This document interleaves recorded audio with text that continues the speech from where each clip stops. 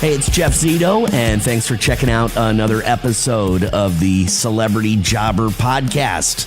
What would happen if some of these celebrities didn't get their big break? They might be just working some ordinary 9-to-5 job like you and me. Debra Jo Rupp played the role of Kitty Foreman on That 70s Show, and now reprising that role on That 90s Show, which is now in its second season on Netflix. Debra Jo had a little bit of a different path than a lot of other actresses. We'll find out about that path. What she did before she was an actress. What was her first job? Debra Jo Rupp from That 70s Show is my guest this week on Celebrity Jobber. The Celebrity Jobber Podcast with Jeff Zito. If you like what you hear, please subscribe. What if these celebrities weren't famous? What would they have become? What was their first job? We're about to find out. Hi, Debra Jo. How are you? I'm good. Did you get out of traffic? I did, and thanks for, today has been such an incredibly terrible day so far, and I am so sorry. But I'm so glad though that I got to keep our appointment here. Thank you. And thank you for being so flexible and accommodating. Thank you so much. I completely understand the traffic problem. Well, I get it. Well, I'm in Florida, so what traffic problem do you have? Is it Massachusetts or Los Angeles? I'm just remembering Los Angeles. Oh boy, yeah, that's a disaster. Now, do you split time between home, Massachusetts, and L.A.? Well, yeah, right now I do, yeah. What do you like better? Do you like being on the East Coast or West Coast? I was born in California, but I was basically raised in New England, in Massachusetts, and I think that I'm a New England person. Yeah. I like weather. I like snow and rain, and I like weather. You like seasons, Christmas, snow. I gotcha. Well, you've got such an interesting story, I think, because, just kind of researching you a little bit and want to talk about That 90s Show, of course, which is so fun for me when I saw that it was coming back. I was just so excited, and it is great to see a lot of the guys. I know not everybody's back, but it's so great to see everybody back for the most part. Tell me a little bit about how you got started. Were your parents interested in acting? What did they do for work? Well, my parents were at heart creative people, but 1950s, my dad had to pay the bills. My mom was a homemaker, and but I know that my dad always wanted to write and wanted to act, and my mother was dramatic. Let's just say that. And so it was there, but they did not pursue their dreams. They weren't in the business. Okay. And then for me, I was doing it, and I was a little headstrong. I was a good girl, but I was a little headstrong. Headstrong. And so when I was going into it, they referred to it as a hobby, and they were very worried about me. Sure. They were very concerned. And my mother, for a long, long period of time, wanted me to get my CPA and be an accountant. Okay. And I can't even tell you how that would have worked out, really. So mom and dad supportive, but not all in on the dream, maybe wanted you to have that backup plan. And well, I feel like supportive is actually is that a stretch? Probably not right. Okay. They were, if I had any success, I was a very late bloomer too, which did not help matters. Right. So I had to promise my mother when I went to New York, which I went right out of college, I had to promise her that I would not be a waitress because she thought I would be enamored of the money to make as a waitress, and I would never leave it. So I had to promise her that. So that was very limiting for me, trying to be an actor. So I had to take full-time jobs as like a bookkeeper. I did bookkeeping for a very long time. That was my mother's job, and she taught me how to basically turn over anything, and there were directions, and just to follow the directions, and that's what I did. So, Debra for Jo, many years. What was your first job, your very first job?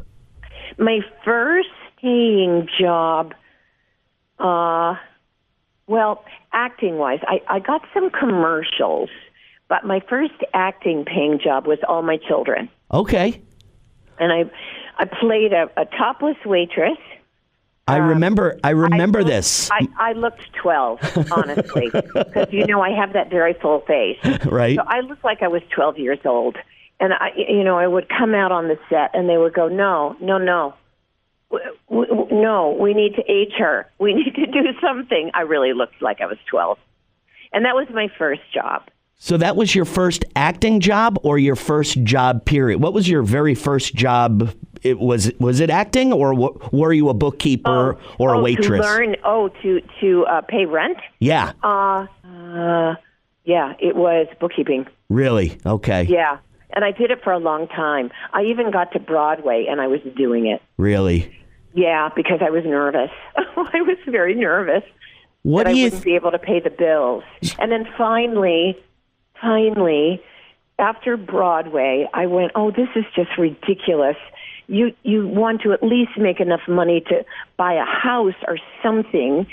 So I packed everything up in 1990, and I went to L.A. And wow. I was 40 years old, and I decided that I would be an actress in Hollywood at 40. That's so crazy, because what that does, though, Debra Jo, it gives a lot of people listening out there hope, and it sounds so cliche about never giving up on your dream. I mean, you are proof. You are proof that at 40 years old, you said, I want to be a professional actress. Now, I've seen you before 1990 doing stuff. So was it just kind of like landing a gig here and landing a gig there, having a regular bookkeeping job, and that was your life before 1990? No, my life was having a bookkeeping job and taking acting classes. Okay. Because at least I could act, so, and the encouragement that I got in acting classes kept me in the game. Right. And I would get I'd get extra work, or I'd get, I would get some showcases that paid nothing in New York, but I would get to do a show. And I was really a late bloomer. It wasn't until I was 36 years old and I kind of got on the map. Right. I did a show that was written for Terry Garr, and she wasn't available. And my acting teacher said, use Debra Jo for this workshop, and then I ended up getting it.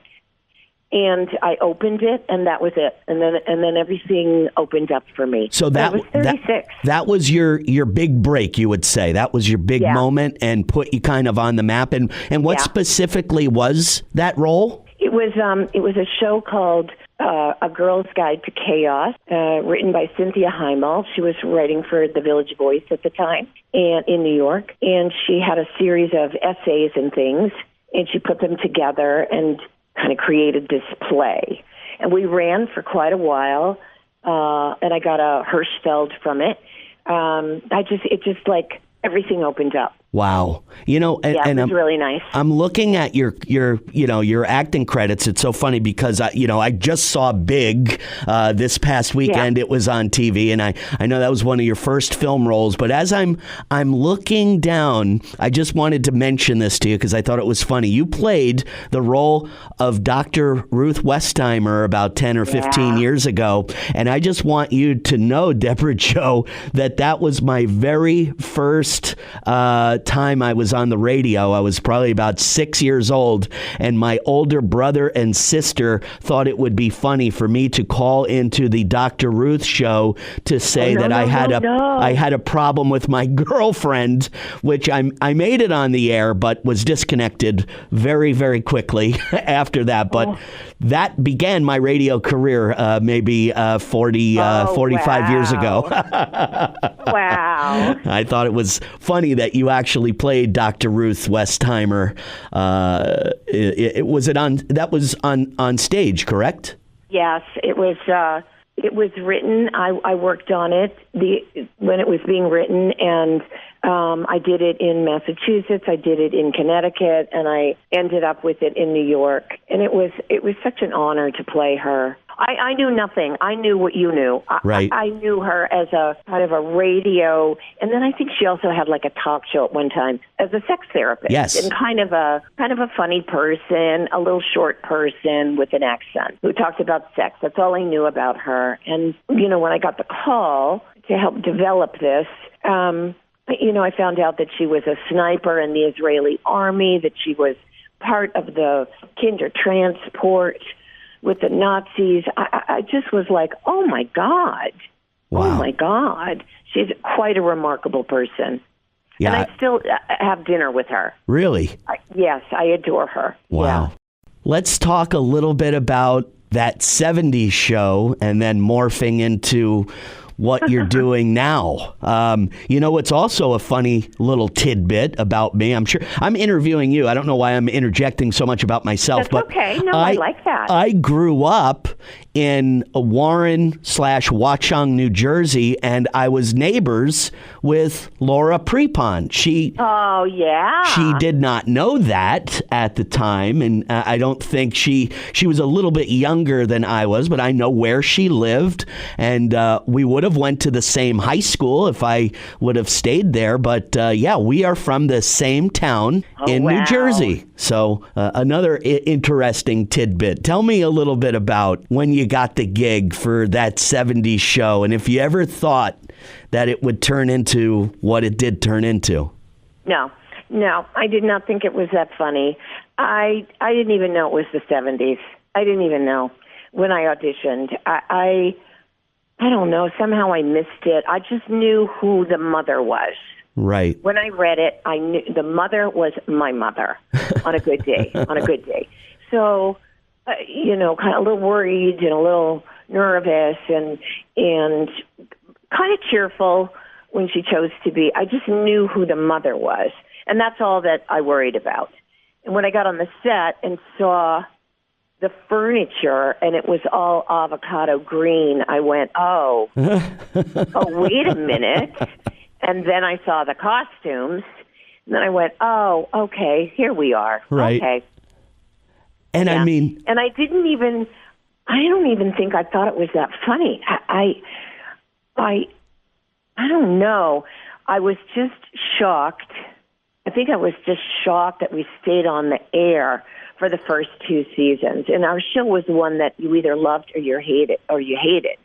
But by the time we got to the 3rd season, the kids were a little older, they had experience behind them, and we all started to gel together. And the writing was really good and very inventive, and we all just sort of came together. And that's when I went, oh, we have something. I don't care if people don't like it. We have something very special here. And then I think that our audience really grew in the reruns. I agree. The audience not only grew, but grew so much that they had to have a sequel. And when you have a sequel, it's usually, I would say, not as successful as the original. This not the case. That 90s show, 2nd season, is on Netflix. And I believe it premieres right now. Debra Jo Rupp, what a great story. Her parents not in showbiz. Her mother actually taught her to become a bookkeeper because she thought that was going to be a good, steady gig for Debra Jo. And it was a pretty good, steady gig because that was her very first job and continued to be her job as she was acting. She said her very first acting job was the role of a topless dancer on All My Children. And for some weird reason, I can remember that. That was in the early 80s. And of course, my mom was definitely watching all those soaps. But Debra Jo said she was a late bloomer. Her parents not very supportive of her acting dream. They kind of referred to it as a hobby. And at the age of 40 years old, Debra Jo packed up her car, moved to Hollywood to become an actor, and of course, lands the role of Kitty Foreman from that 70s show, which really made her a household name, and continues with the role of Kitty Foreman with that 90s show. Again, right now on Netflix. Great story. Debra Jo Rupp actually missed our interview time early this morning because I got caught up in traffic and was very understanding and actually made time for me a little later on this morning. So I definitely thank you, Debra Jo, for accommodating me. I know it kind of sounds a little cliche, but it's one of those stories where you can say never give up on your dream. It's exactly that. She didn't really do it until she was 40 years old, made the decision to move to Hollywood to be an actress, because before that, she's just doing a little stage work here and there, an acting gig here and there, but she's a bookkeeper. And then 40 years old, she made the move, and there you go.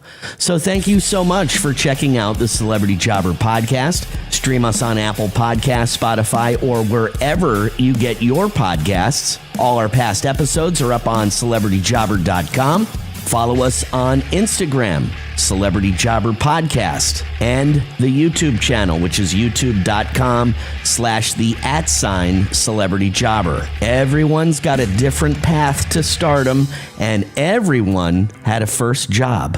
Debra Jo was 36 years old when she got her big break. Never give up. I know it sounds stupid, but boy, it's so true, man. Once again, thank you for checking out this episode of the Celebrity Jobber Podcast. Until next week, I'm Jeff Zito.